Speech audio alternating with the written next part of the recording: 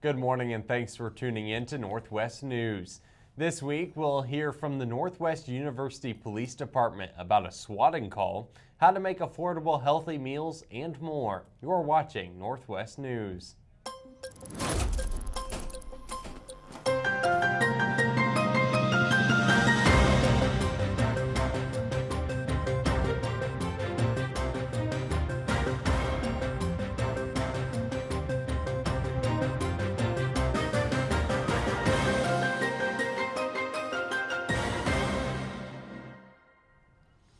Good morning. Thanks for tuning in to Northwest News, the show where we provide the latest coverage on the Northwest campus and in the Maryville community. I'm Wiley Ray. And I'm Skylar Stamps. Law enforcement is investigating after a swatting call was reported at Northwest and the North Nottoway School District on March 19th. Northwest News reporter Reece Hill has more as he talks with the University Police Department.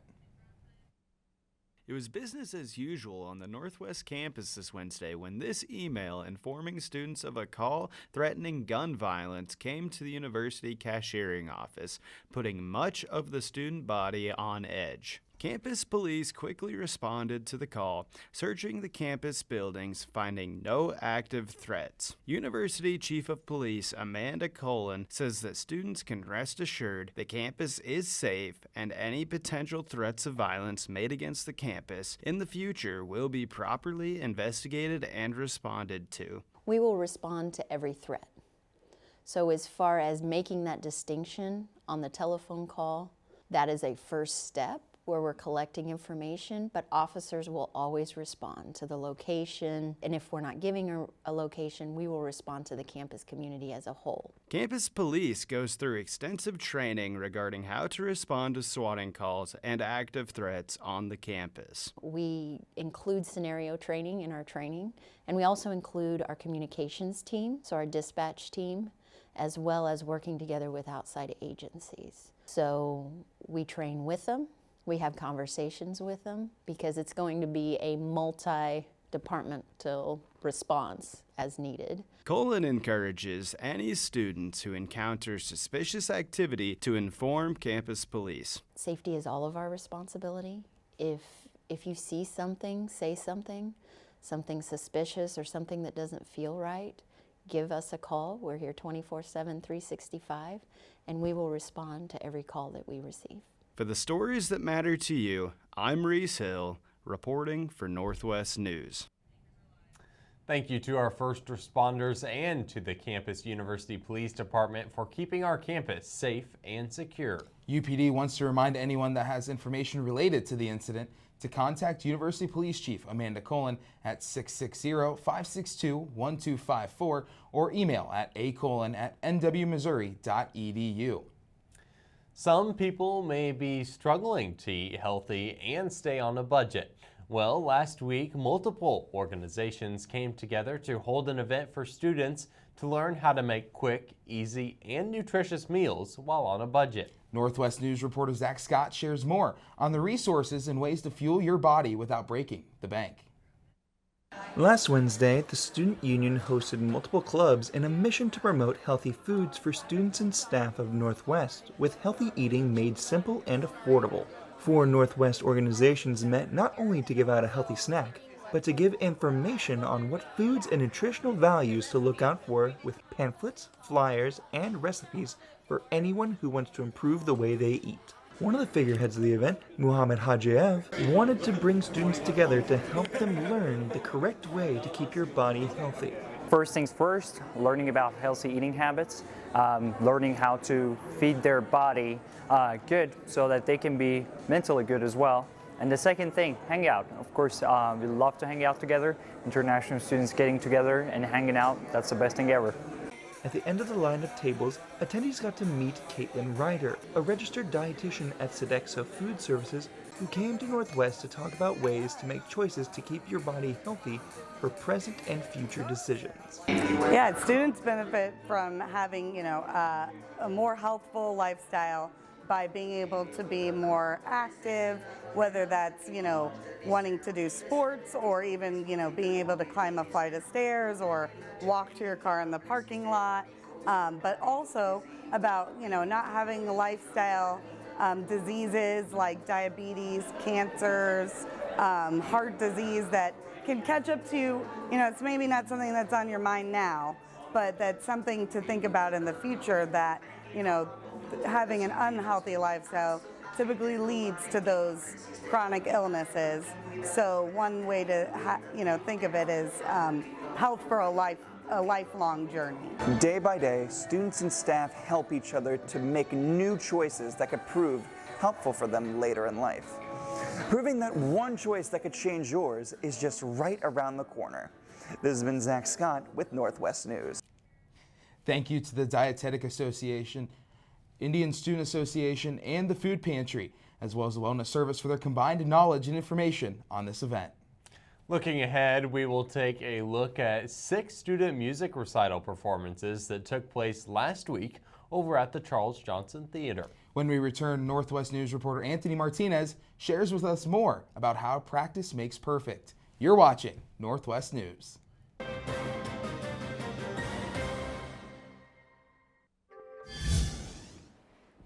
Kirsten, what are you doing here? What do you think I'm doing here? Making TikToks? And it's not about what I do.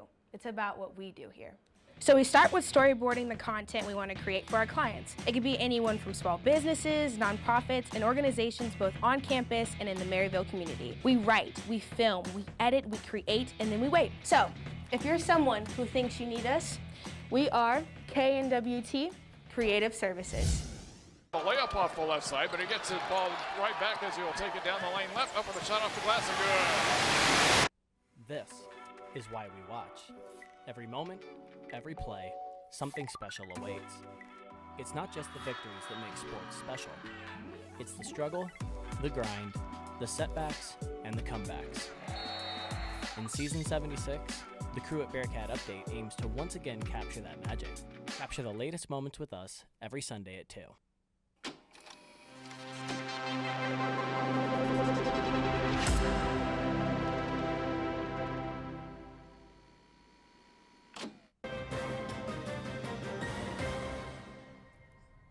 Thank you for sticking with us and welcome back to Northwest News. Over at the Olive Duluth Fine Arts Building in the Charles Johnson Theater, several students performed various musical acts. Northwest News reporter Anthony Martinez tells us more about the students who performed and what they did to prepare.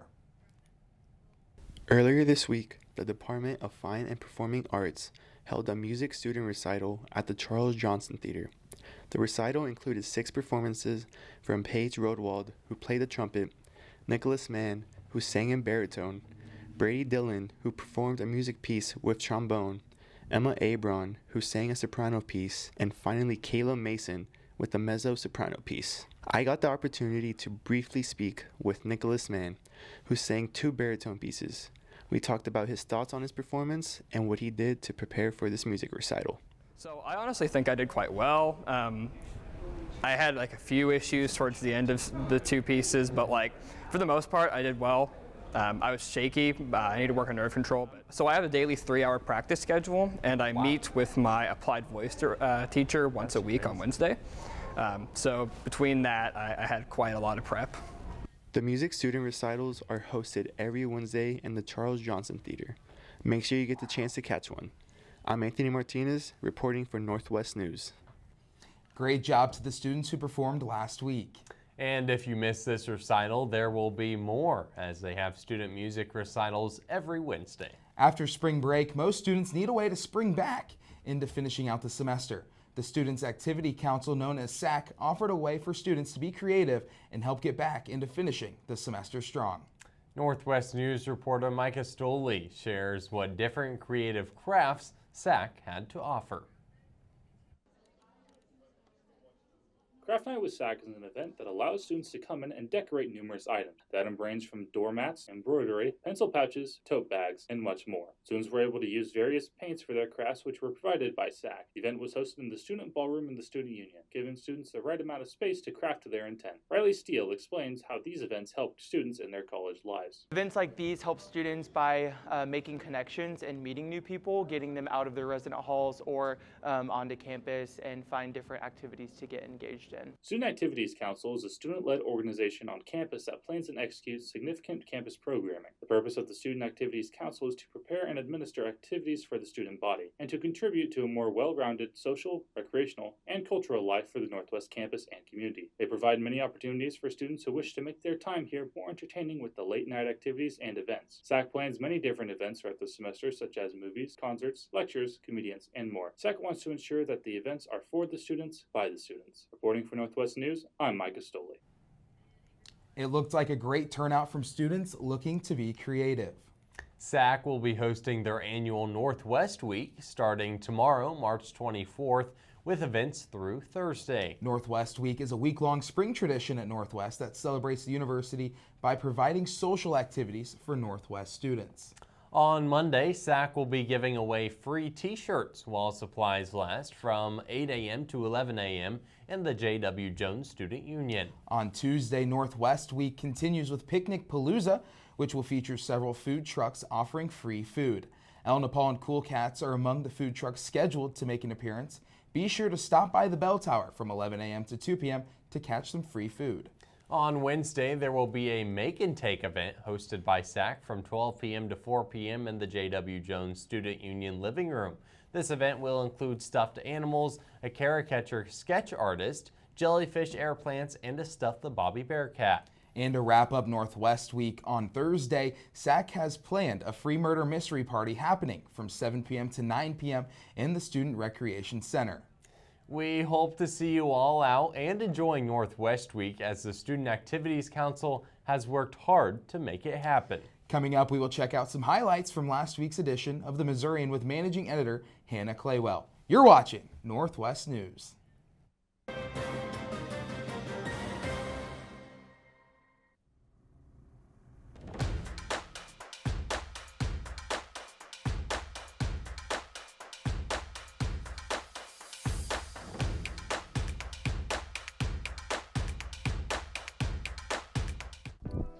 Tyrell, did you hear the news? No, what's up, Noah? Well, there's a new season of Nerd Central. No, man, there's so much new stuff. Like what? Well, Hero to Zero, Star Wars lore. Oh the Magical Mystery Music Tour and Reel and Beats? This is incredible. Want to go check it out on YouTube? You know I do. That Reels and Beats pack sounds very interesting. I just love the host of that one. That one's Seems interesting.